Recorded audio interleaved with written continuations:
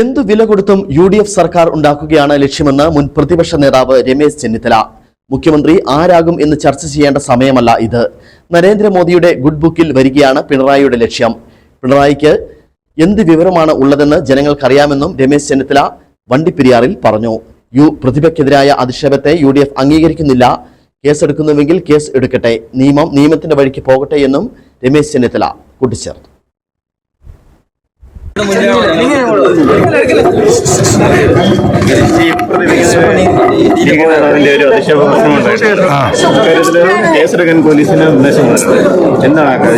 അല്ല, യുവ പ്രതിഭയ്ക്ക് നേരെ നടത്തിയ അധിക്ഷേപത്തെ UDF ഒരിക്കലും അംഗീകരിക്കുന്നില്ല.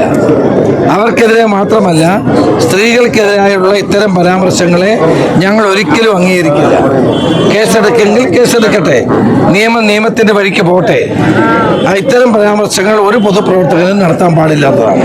ഞങ്ങളത് അപ്രൂവ് ചെയ്യുന്നില്ല. അതുകൊണ്ട് അദ്ദേഹത്തെ ആ സ്ഥാനത്ത് നിന്ന് മാറ്റുകയും ചെയ്തു. അതാണ് ആ കാര്യത്തിൽ ഞങ്ങൾക്ക് എടുക്കാൻ കഴിയുന്ന ഏറ്റവും വലിയ തീരുമാനം.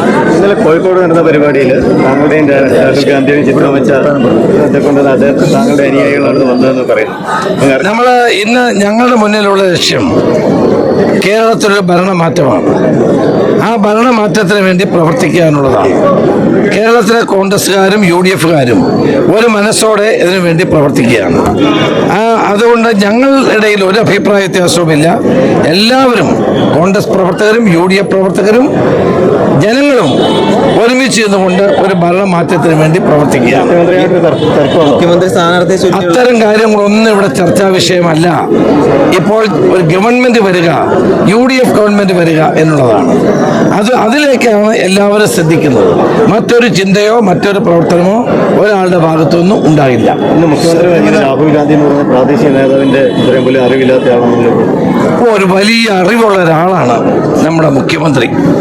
അദ്ദേഹത്തിന്റെ അറിവ് ഞങ്ങൾ 10 വർഷം കേട്ടുകൊണ്ടിരിക്കുകയാണ്. രാഹുൽ ഗാന്ധിക്ക് എന്താ പറഞ്ഞ പ്രാദേശിക നേതാവിന്റെ പോലും അറിവില്ല. ഇദ്ദേഹത്തിന് ഭയങ്കര അറിവാണല്ലോ.